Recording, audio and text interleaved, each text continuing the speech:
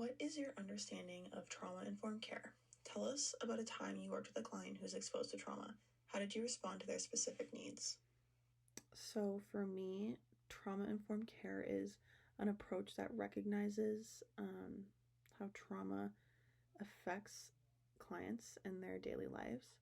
Um, it prioritizes creating a safe and open environment and empowering clients. So at my current job, I'm a youth counselor at a youth mental health facility for teenagers aged 13 to 19. So I had an experience where I worked with a young client, and she had a history of trauma related to family conflict. And so from that, she developed a anxious avoidant attachment style, and she avoided forming relationships with staff or some of the other students that were there. Um, so for me, I responded by establishing trust. So in the mornings, I played cards with her. I would notice when she got her hair cut and tell her it looked good, and just fostering kind of a safe environment where she started to feel comfortable speaking with me. And when she did speak with me, I used my listening skills and validated her, and then we worked to come up with strategies that helped her feel comfortable engaging with her peers. And by respecting her boundaries and allowing her to gradually open up, I think that we were able to push her, but in a respectful and trauma informed way. Then I think it was really successful. Although you will not have direct contact with clients most of the time in this role, what might you do in your job to support our efforts in being trauma-informed?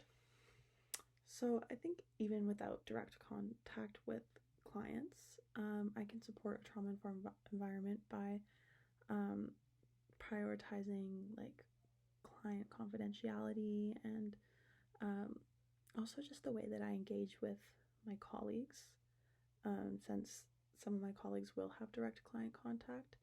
And I think it's just important to understand that every task that I do within the workplace might have an effect on the clients indirectly. And I need to be aware of that and be mindful of that. Occasionally, our work is judged or criticized unfairly, or our intent is misunderstood. Can you tell us about a recent situation that fits this description? How did you approach the situation? So at my current job, I was facilitating a group skills session. So this is where we teach them life skills that we think will help set them up for success in the future. And one of the clients started to express some frustration regarding what we were teaching the students, and they felt that the skills weren't relevant to their personal challenges and that it was not addressing their specific needs, and they openly voiced that in front of the group. So what I did was I acknowledged their feelings and I validated their perspective, and I let them know that it was okay to feel frustrated and that their feedback was actually valuable. And then I explained the reasoning behind why we chose to do this specific activity and the skills that we were working towards and how it might apply to her in ways that maybe she wasn't aware of. And then after the session, I followed up with her indirectly, and I kind of asked her away from the other students, and one-on-one we explored kind of why she was feeling that way, and I shared a little more reasoning behind it, and she and I worked to actually make the material that we were going to teach in the next session maybe a little more applicable to her. And I think that situation really reminded me how important it is to have empathy and show understanding when a client might feel misunderstood. And I was able to listen actively and address her issue with respect while also keeping the group session cohesive.